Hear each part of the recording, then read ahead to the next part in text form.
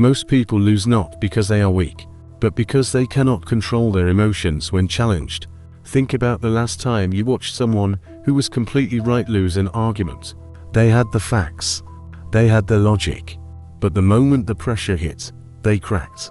Their voice went up, their hands started moving too fast, and just like that, nobody believed them anymore. Every confrontation you face is a test, not of your intelligence, not of your facts. It's a test of control. Can you stay steady when someone attacks your idea? Can you think clearly when your heart is pounding?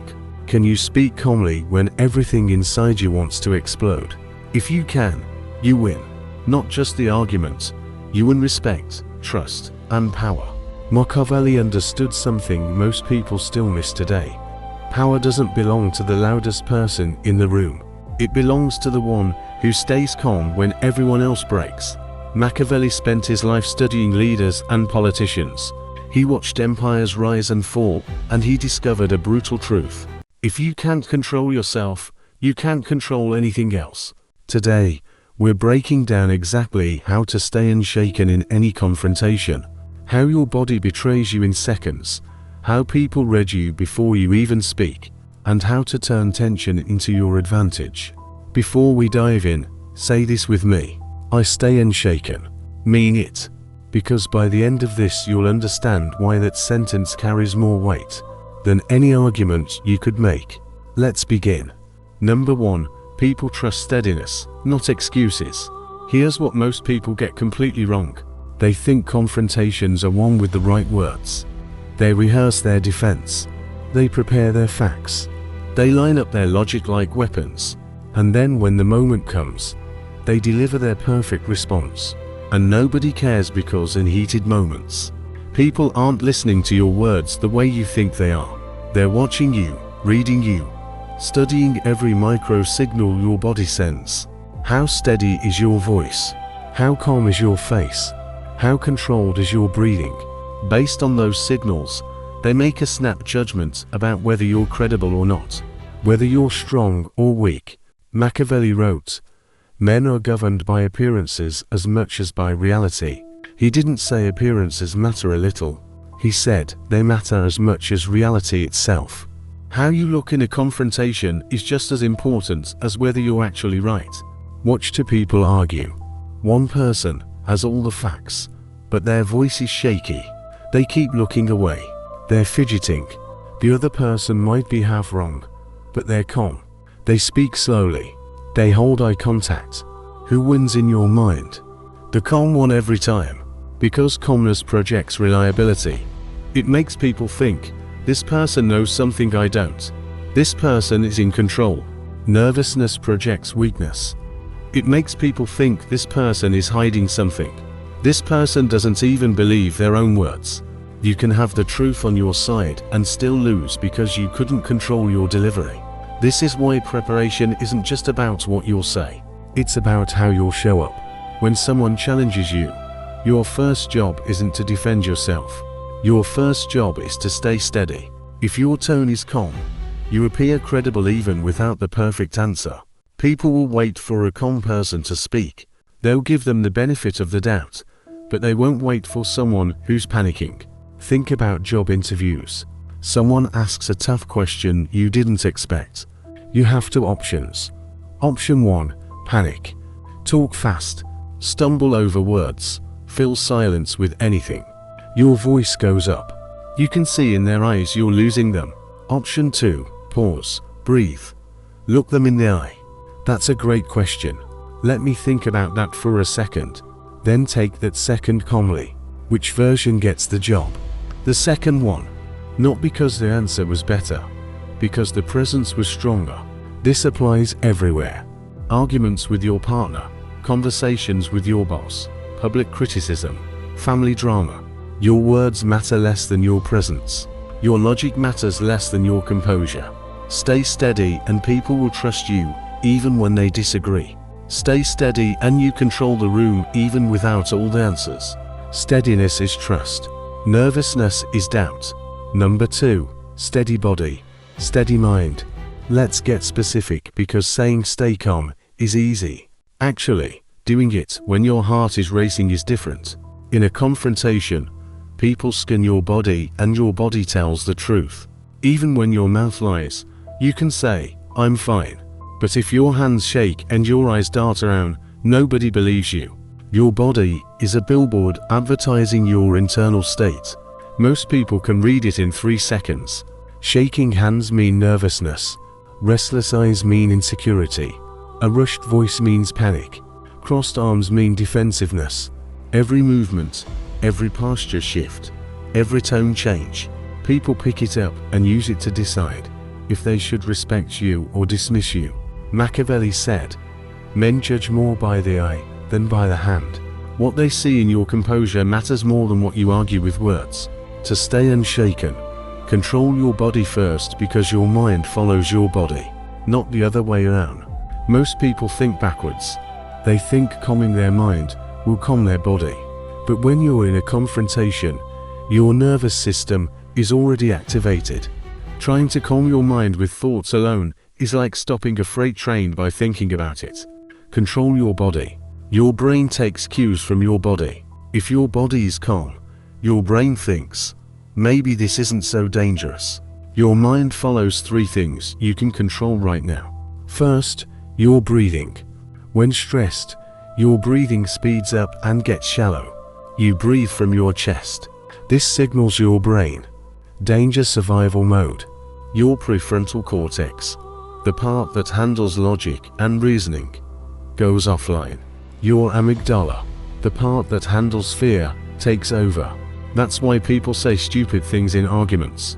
Your scared brain is driving, not your smart brain. So when you feel heat rising, slow your breathing. In through your nose, out through your mouth. Breathe from your belly, not your chest. Do this a few times. Your heart rate drops. Your brain gets the message, "We're okay." Now you can think clearly. Second, your posture. Stand or sit like you're in control, not arrogant, just solid. Standing. Plant your feet shoulder width apart. Don't shift weight back and forth. Just stand firm. Sitting. Sit up straight. Don't slouch. Keep shoulders relaxed but not slumped. Keep your hands visible and still. Don't fidget with your pen, phone, hair. Don't tap fingers. Don't cross and uncross your arms. Every unnecessary movement broadcasts nervousness. Keep your hands still on the table, on your lap, at your sides, calm and controlled. This makes you look steady to everyone watching, and it makes you feel steady. Your brain sees your body acting calm and starts to believe it. Third, your voice.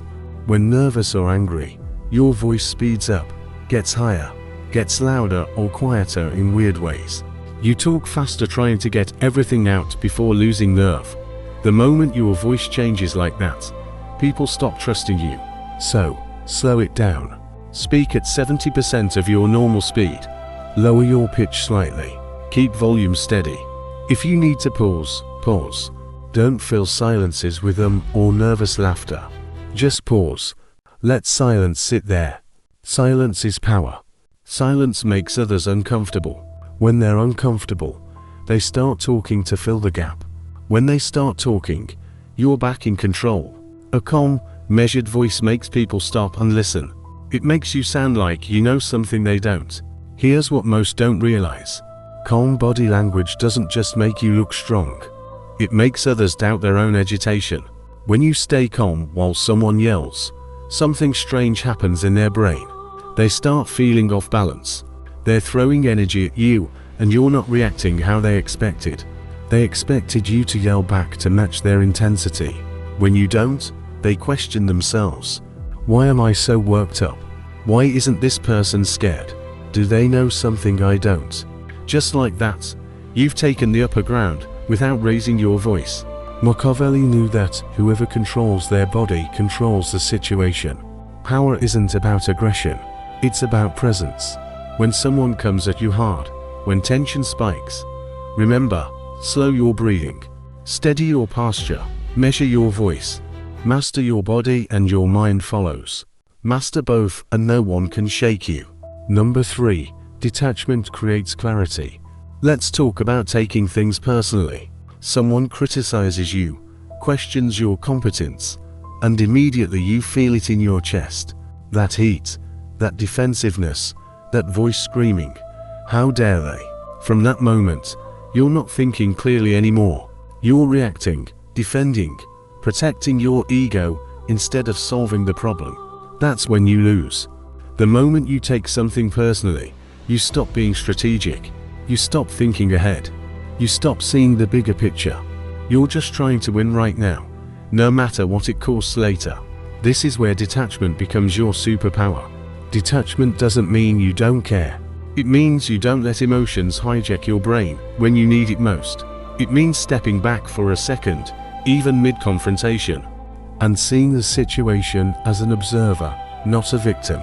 Machiavelli once said, "A wise man acts as he must, not as he feels. Acts as he must, not as he feels. Not what makes you feel better, not what satisfies your ego.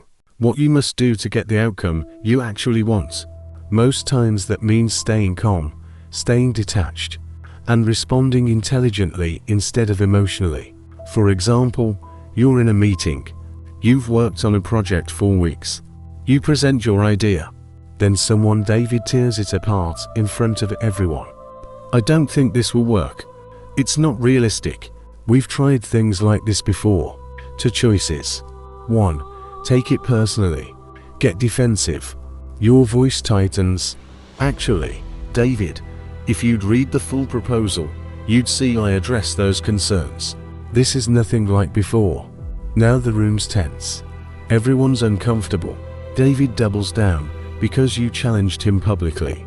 Even if you're right, you look bad because you couldn't handle criticism without getting emotional. 2. Detach. Realize David's comment isn't personal. It's just information. Maybe he has a valid concern. Maybe he's being difficult.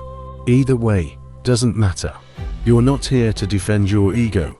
You're here to make the best decision. So, you pause, nod. "That's a fair point, David. What specifically concerns you most? Let's dig into that." Watch what happens. Tension drops. The room sees you as reasonable. David either explains his concern properly, helping you improve the idea, or backs down because he doesn't have a good reason. Either way, you win. Not by fighting, by staying detached. See the difference? First version, acting as you felt. Defensive, attacked, emotional. Second version, acting as you must. Strategic, calm, focused on outcome. That's detachment. Detachment also protects you from saying things you'll regret. How many times have you said something harsh in the heat of the moment, then spent days wishing you could take it back? That happens because you weren't detached. You were inside your emotions, and your emotions wanted to hurt, to win, to strike back. Once words are out, they're out. You can apologize, explain, but you can't undo damage. Detachment gives you space. Space to think, space to choose words carefully, space to ask, "Will what I'm about to say help me or hurt me long term?" Most times hurt. So, you don't say it. Instead, you respond intelligently. Stay on point. Keep your goal in mind. The more you practice detachment, the less effort it takes. At first, it's hard. You actively remind yourself to step back, breathe, not take things personally. Over time, it becomes automatic. You notice the moment your emotions spike. You catch yourself before reacting. You pause, detach, then respond.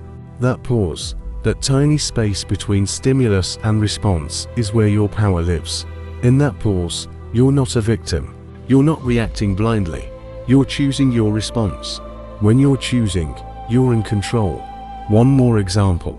Someone insults you, questions your intelligence, disrespects you in front of others. Your instinct: fire back, defend yourself, prove them wrong, make them pay. But if you're detached, you see it differently. This person is trying to provoke you. They want you to lose control. They want you to look bad. If you react how they expect, you give them exactly what they want. So you don't react at all. Or you react so calmly it throws them off. Interesting perspective. Thanks for sharing. Then you move on like it didn't even touch you. That's power. That's control. Now they look bad, aggressive, emotional, desperate, and you look unshakable. Machiavelli knew that whoever controls their emotions controls the outcome. Detachment creates clarity. Clarity creates better decisions. Better decisions create better results. When someone challenges you, when heat rises, when you feel that urge to defend, breathe, step back, observe, detach. See the situation for what it is, not what your emotions tell you it is. Then respond as you must, not as you feel. That's how you stay unshaken. Number 4. Calmness turns tension into leverage. Now we get into real strategy, because staying calm isn't just defense. It's a weapon. When things get heated, calmness stands out. Everyone's raising their voice, getting emotional, talking over each other. The energy is chaotic. Then there's you. Calm, steady, not adding to the noise. Immediately, you become the center of gravity. People pay attention differently, not because you're loud, because you're quiet in a room full of noise. That's where leverage begins. When you're calm in chaos, others unconsciously follow your lead. They lower their voices to match yours. They slow down. They look to you for direction, stability, reassurance. You become the anchor in the room, the one who looks in control, even if others outrank you, even if they're older, more experienced. None of that matters. In that moment, authority belongs to whoever looks least shaken. Pure Machiavelli. He understood real authority isn't given by titles. It's taken by whoever commands presence. Arguments with your partner. You stay calm while they're upset. Suddenly, you're the reasonable one, even if partly wrong. Conflicts with family. You keep your voice steady while others yell. You become who people turn to for solutions. Workplace disputes. You remain composed while others freak out. Your boss sees you as leadership material. It's not manipulation. It's understanding reality. People gravitate towards stability. When everything's falling apart, they want someone who isn't. Someone who looks like they know what to do next. If you're that person, you gain influence you didn't have before. You don't need all the answers. You don't need to be the smartest. You don't even need to be right. You just need to be calm. Calmness creates the illusion of competence. Makes people think you're more capable than you might be in that moment. Once they think that, they defer to you. Ask your opinion. Look for your approval. That's leverage. Let's be clear. Leverage here doesn't mean manipulation. It means you're in a better position to guide the outcome in a way that works for everyone. With leverage, you can de-escale it. Propose solutions others wouldn't have listened to if you were emotional. 2. You can say, let's all take a breath and approach this differently. And people actually listen because you're not part of the problem. You're part of the solution. Machiavelli wrote extensively about perception and power. He knew how you're perceived often matters more than what you actually are. A prince who appears strong is strong even if his kingdom struggles. A leader who appears calm is trusted even if internally uncertain. That's not dishonesty. That's understanding human nature. People make decisions based on what they see and feel, not just facts. What they see when you stay calm is strength, confidence, control. So they give you authority even if you didn't have it before. You're arguing with someone you care about, partner, best friend, sibling. Getting heated. They're saying things that hurt. You want to say things back that hurt, but you stay calm. Listen. Don't interrupt. Don't raise your voice. What happens? At first, they might keep going, keep pushing, but after a while, your calmness works on them. They start feeling uncomfortable being the only emotional one. They start calming down, too. When they calm down, the real conversation can finally happen, where you actually solve the problem instead of just hurting each other. That's leverage, not over them, with them. Calmness doesn't just protect you, it changes the entire dynamic. It turns tension into opportunity to lead, to guide, to create a better outcome.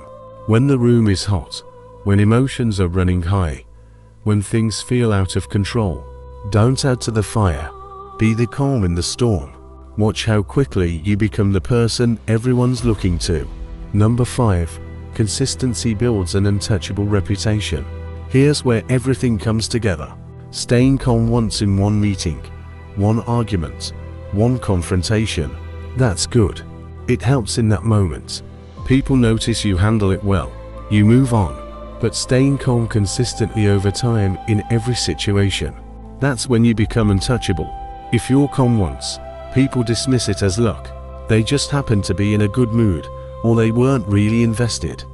They don't give you credit. They don't change how they see you. But if you remain calm consistently, every time something goes wrong, every challenge, every pressure moment, people start labeling you. The label unshakable. Once that label sticks, it becomes your reputation. Your reputation protects you in ways you can't imagine. When you have a reputation for staying calm under pressure, people stop trying to pressure you. They know it won't work. Raising their voice won't rattle you. Aggressive tactics, threats, emotional manipulation, none of it will move you. So they stop wasting energy. They approach you differently with respect, professionalism, their best behavior, because they know that's the only way to get through to you. Your calmness becomes a shield. It filters out nonsense before it even reaches you. Think about someone you know who never loses their cool. Really, never, no matter what. How do people treat that person? Carefully, with respect, because everyone knows that person won't react like most people do. Now, think about someone always blowing up, always emotional, always losing control. How do people treat them? With caution, sure, but not respect. They see them as unpredictable, unreliable, someone to avoid. That's the difference reputation makes. Machiavelli understood this. He knew consistency separates respected leaders from forgotten ones. A prince, who is sometimes cruel, sometimes merciful, confuses people. They don't know what to expect. When people don't know what to expect, they don't trust you. But a prince who is consistently measured, consistently firm, consistently calm, people know exactly what they're getting. That predictability builds trust. Even if they don't always like your decisions, they respect your consistency. Same applies to you. When you're consistently calm, people learn that's who you are. Not a mood, not a what I'm think. Your character. Once it's your character, it becomes your identity. People introduce you that way. You need to meet Alex. Nothing rattles them. Or at work, if there's a crisis, get Jordan in the room. They never panic. That reputation opens doors, creates opportunities, makes people want you on their team, in their corner, leading their projects. Everyone wants to work with someone who won't fall apart when things get hard. But here's the hard truth. Building this reputation takes time and requires real consistency. You can't be calm for a month, then blow up at someone and expect your reputation to survive intact. It won't. One major loss of control can undo months of steady behavior. Because people remember explosions more than they remember calm. That's how human memory works. We remember outliers, dramatic moments, times someone acted out of character. So to build an untouchable reputation, you have to commit. Not for a week, not when convenient, always. That doesn't mean you can't have emotions. You can be upset, frustrated, disappointed. It means you don't let those emotions control how you show up. You feel them, process them, but don't let them dictate your behavior in the moment. You still speak calmly, think clearly, maintain your presence. Over time, that consistency compounds. Every time you stay calm, when others expect you to lose it, your reputation gets stronger. Every time you handle a crisis with composure, people trust you more. Every time you refuse to be shaken, you add another brick to the wall that protects you. Eventually, that wall becomes so strong nothing can break through. People will test you early on, especially if they're used to seeing others crack. They'll push harder, try to provoke you, see if you're for real or just acting. But if you pass those tests, if you stay unshaken every time, they stop testing. They accept this is who you are and they adjust their behavior accordingly. This is when you've truly won not just individual confrontations but the long game. Now you don't have to fight as many battles. Your reputation does the fighting. People approach you with respect from the start. Don't try to intimidate you. Don't play games. Don't waste your time with drama. And on the rare occasion someone does challenge you, everyone else in the room is already on your side because they know you're not the problem. Machiavelli said, "It is better to be feared than loved if you cannot be both." But there's a third option: to be unshakable. When you're unshakable, people don't exactly fear you, and they might not love you, but they respect you deeply. And respect is more valuable than either fear or love because respect lasts. Fear fades when you're not watching. Love fades when emotions change. But respect for someone who never breaks, that stays. If you take nothing else from this, take this. Calmness is not just a tactic, it's an identity. Build that identity consistently over time, and you don't just survive confrontations, you rise above them entirely. True strength in confrontation is not about volume, not about dominance, not about the loudest voice or sharpest comeback. It's about steadiness. People lose trust in those who can't hold themselves together. They see someone shaking, voice cracking, emotions spilling, and think, this person can't be trusted with anything important. But when they see someone stay calm, who doesn't flinch, who keeps composure when everyone else falls apart, they follow, they respect. Sometimes they even fear. Not because you're aggressive, because you're untouchable. Machiavelli's lesson is simple. Control yourself first and you control the situation. When you master your breathing, your posture, your voice, you master the room. When you detach from emotion and act strategically, you win the long game. When you stay calm consistently, you build a reputation that protects you forever. This isn't theory. This is how power actually works. The person who stays unshaken doesn't need to be the smartest, the strongest, or the most experienced. They just need to be the one who doesn't break. And over time, that becomes everything. So remember, you don't win arguments by being louder. You win by being untouchable. Practice this in small moments first. When someone cuts you off in traffic, when a colleague snaps at you, when family pushes your buttons, stay calm, breathe slow, speak steady, detach. Each time you do, you're building the skill, building the reputation, building the identity. Eventually, it becomes who you are, not what you do in some situations, who you are in all situations. That's when you become truly unshaken. If this resonated with you, hit that like button. Share this with someone who needs to hear it. Subscribe for more lessons on power, composure, and strategy. And before you go, say this one more time with me. Nothing moves me. Mean it, live it, become it. You're unshaken now. Prove it.